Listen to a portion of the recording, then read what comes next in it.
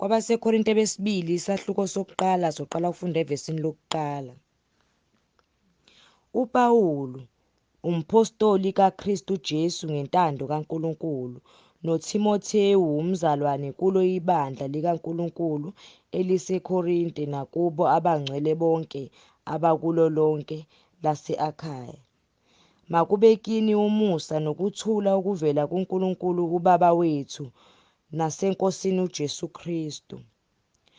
Makabongwe uNkulunkulu noYise weNkosi yethu uJesu Kristu, uYise wobubele, uNkulunkulu wenduduzo yonke, osiduduza osizini lwethu lonke, ukuze nathi sibe namandla okududuza abasosizini, nolunjani, ngenduduzo esiduduzwa ngayo nathi nguNkulunkulu, ngokuba njengalokho izinhlupheko zikaKristu zivamile kithi, kanjalo nokududuzeka kwethu kuvamile ngoKristu.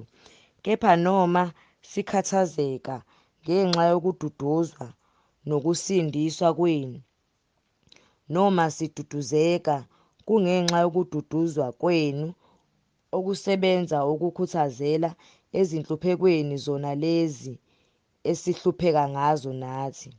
Nethemba lethu ngani liqinile, sazi ukuthi njengalokhu ningabahlanganyeli bezinhlupheko, kanjalo ningabahlanganyeli nabenduduzo, ngokuba asithandi, bazalwane, ukuba ningazi ngosizi lwethu lwasehlela e-Asiya ukuthi sasisindwa kakhulu impela ngaphezu kwamandla ethu, saze salahlekelwa nayithemba lokuphila.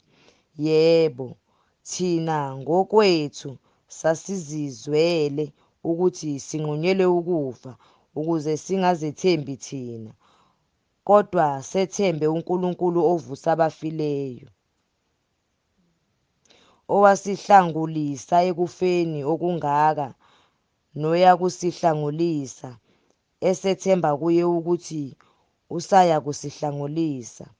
Nani nisizana nathi ngokusinxusela ukuze umusa esiwuphiweyo ngokucela kwabaningi siwubongelwe ngabaningi. Ngokuba ukuzibonga kwethu yilokhu okungubufakazi bukanembeza wethu, ukuthi sahamba ezweni kakhulu maqondana nani ngobungcwele nangobuqotho bukaNkulunkulu, kungengokuhlakanipha kwenyama kodwa ngomusa kaNkulunkulu, ngokuba asinilobeli okunye, kuphela lokho enikufundayo nenikuqonda kahle. Ngiyethemba futhi ukuthi niyakuqonda kahle kuze kube sekugcineni, njengalokhu nisiqondile okwengxenye ukuthi siyiqholo lenu, njengalokho nani ningelethu ngosuku lweNkosi yethu uJesu. Nginalelo themba ngangifuna ukuza kini kuqala, ukuze nithole umusa ngokwesibili, ngidlule ngakini ngiye eMakedoniya, ngibuye ngize kini sengivela eMakedoniya, ngiphelekezelwe yinina sengiya eJudiya. Pho-ke bengidlala nje ngisahlose lokho na? Lokho engikuhlosayo ngikuhlosa ngokwenyama yini, ukuze kimina kube nguyebo, yebo, kanye noqhabo, qhabo na?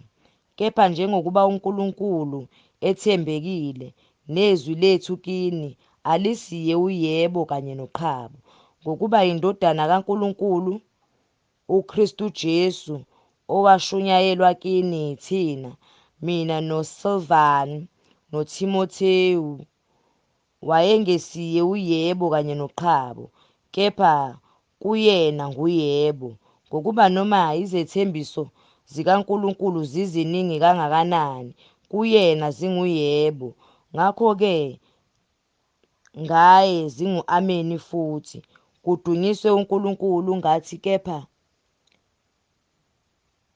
osiqinisayo kanye nani kuKristu, nowasigcobayo nguNkulunkulu, owasibeka nophawu nowasipha isibambiso esingumoya ezinhliziyweni zethu.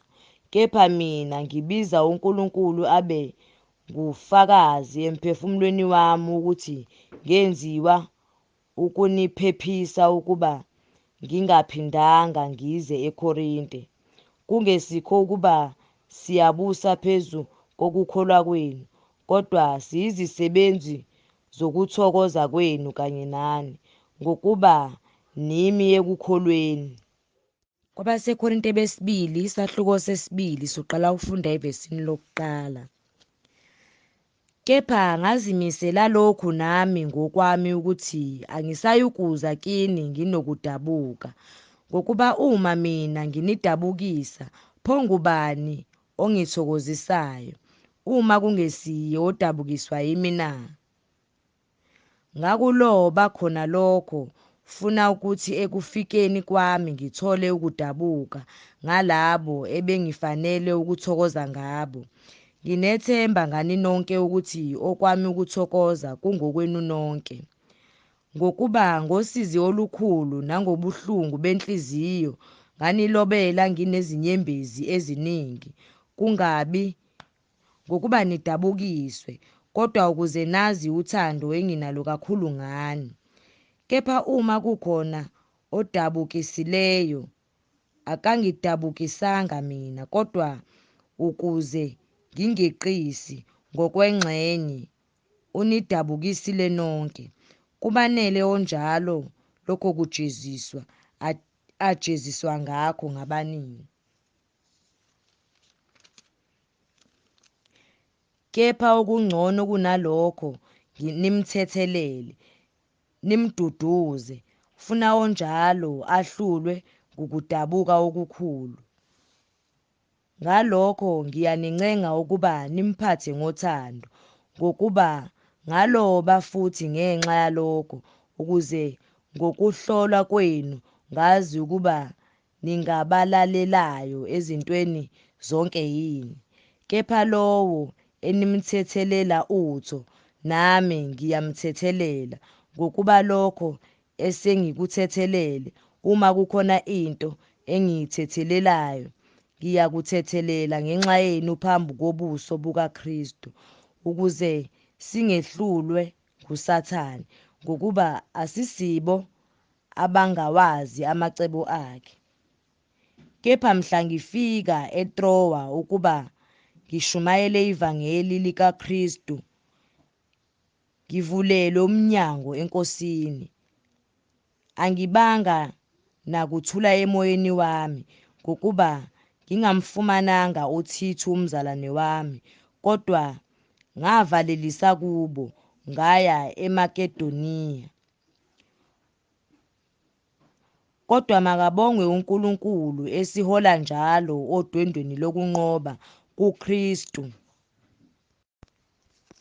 nobonakalisa engathi iphunga lokwazi kwakhe ezindaweni zonke, ngokuba siyiphunga elimnandi likaKristu kuNkulunkulu kubo abasindiswayo nakubo abalahlwayo. Kulaba siyiphunga lokufa, kube ngukufa, kodwa kulabo siyiphunga lokuphila, kube ngukuphila. Kubani ongangalokho na? Ngokuba asinjengabaningi abonakalisa izwi likaNkulunkulu ngenxa yenzuzo, kodwa njengabaqotho, njengabavela kuNkulunkulu, sikhuluma phambi kukaNkulunkulu sikuKristu. KwabaseKorinte besibili, isahluko sesithathu, soqala ufunda evesini lokuqala. Sesiqala futhi ukuzincoma na? Kumbe siyadinga yini njengabanye izincwadi zokuncoma eziza kini noma ezivela kini na?